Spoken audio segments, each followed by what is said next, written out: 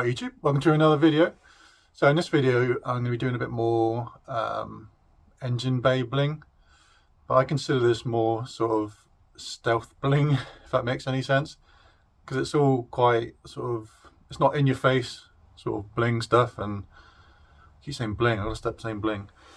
So it's all sort of, well, I'll show you in a minute, but I've got a few different hybrid racing items. Got a new dipstick, fuel rail, and some nice little reservoir socks. So they're kind of not in your face, they're obviously all black, so unless you kind of know what you're looking for, you wouldn't necessarily notice them as aftermarket stuff. I've also got a new air filter. It's the same as the other one, but it's black. So I think if you saw the last video, you'd see when I took the cone filter off, I noticed a little hole in it, so I need to get a new one anyway, and I managed to get one that was black. I did look at black, what are they called, Jubilee clips, but they were so expensive. I saw like £5. I thought that's alright for about 8, and it was like £5 each. So I might hold off on that, you know, spending like 30 or 40 quid on some Jubilee clips. I can't bring myself to do it. So let me show you the bits anyway. There's a new cone filter, same size as the other one. It's just the other one I've got is this bit's all silver, so it'd be cool to have that black, so it kind of fits in with the colour scheme a bit. There's the dipstick.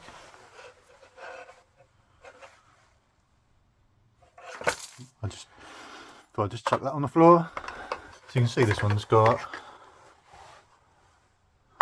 stop moving. You can see that that's got loads of different marks on it, so whether that's for different engines. And there's the hybrid racing fuel rail. It's got a couple of little bung things that screw in, and that should go off to the fuel line. What I might do, ideally I'd probably have like an air line, so I can blow an air line through it, but I don't have one, so I think I've got some petrol in there. I might get some petrol in there and swish it around and tip it out. I also need to look to see whether I need to put any of that, I can't remember, it's called like PTF or something that you use for plumbing, whether I need to put any of that on the threads. I shall have a little look online, and some nice little stickers. So I'm just trying to decide if this is the easiest mod I've ever done. See if I can do it one-handed. Can't quite get it on one-handed, but yeah, probably the easiest mod you can do. So I had this off recently when I replaced the manifold.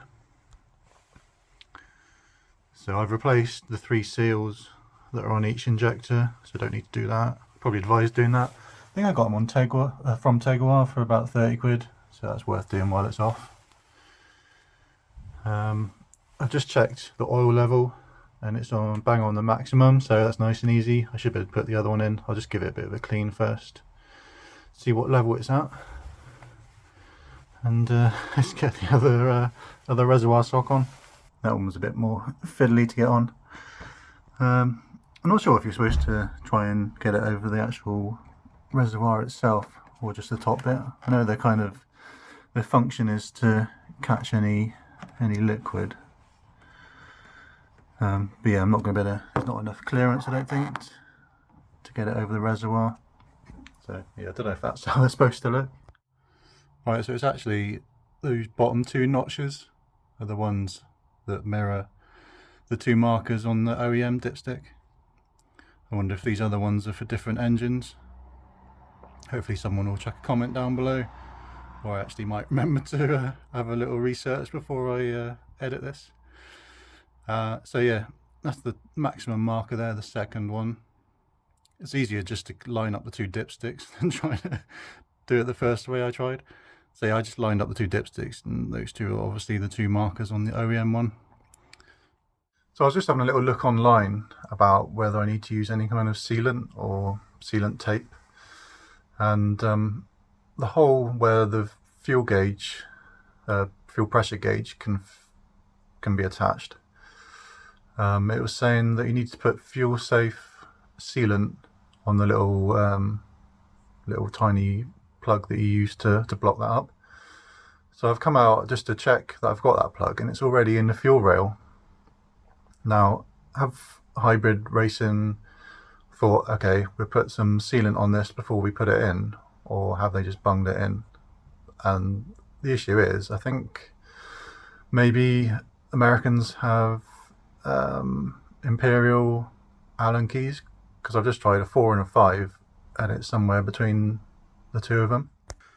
So I can't undo it to even check to see whether they've put any sealant on it. So either I can wait and try and get some imperial Allen keys, if they even exist. Can't say I've ever seen them. Or I just try and trust that they have done it. And we all know not to trust anyone else. Right, I've decided to go for it. I suppose if it leaks, I'll have to just try and get some imperial Allen keys and some fuel safe sealant. But I'm not really good at waiting around, so I'm just going to do it and then see if it leaks. Well, I've just unplugged the 4 injector plugs. I've undone the earth connector so I could take that away. And then I've just pinged the harness off the fuel rail. You just need to prise that away on both bits, just to pry it away from this little clip there, and it just pulls off. So I'll just move that out of the way a little bit. I pulled the little cover off where the fuel connector is. If I looked correctly online, I think that doesn't go back on. You just squeeze together either side of this clip and then slide the end of the fuel line off. I just unclipped it there just so I can put it up there. There was still a little bit of pressure in there, even though I haven't driven it for about 24 hours. But there we are. Just put a cloth underneath it to catch some fuel. Just remove these two 12 mil. I just removed these fuck's sake. I just removed these two 12 mil nuts, and I can pull out the fuel rail along with the injectors.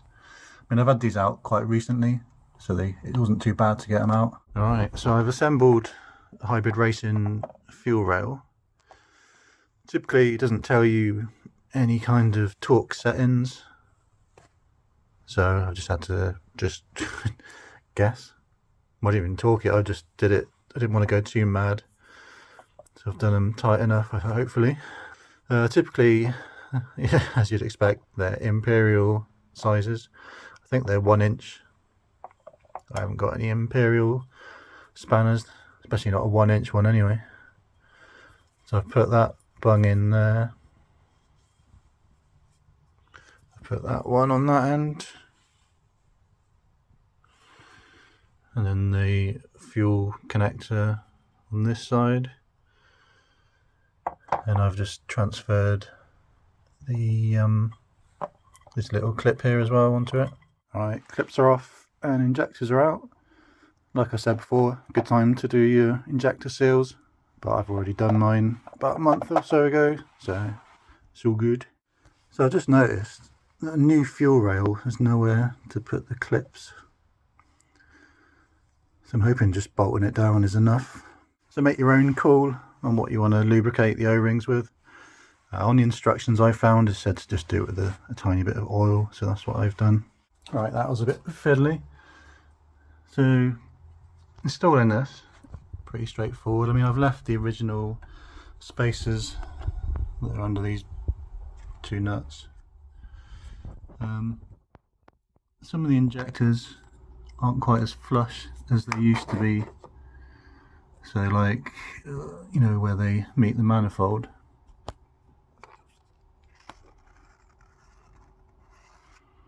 But there we are, here's what it is.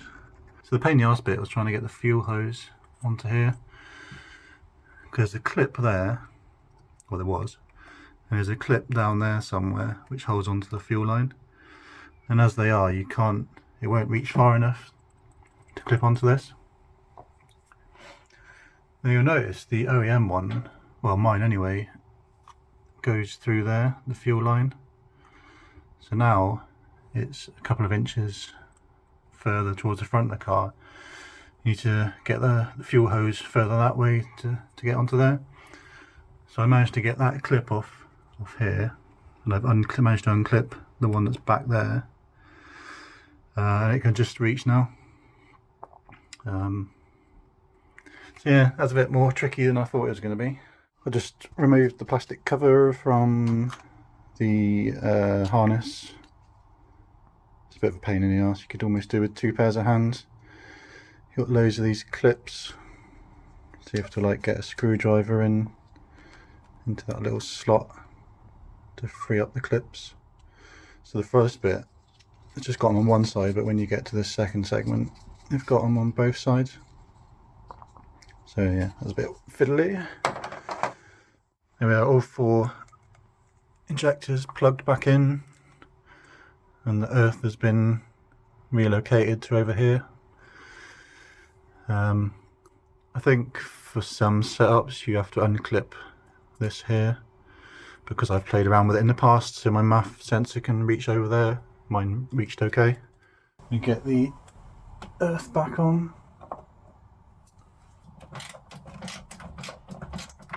Right, let's try priming the system then.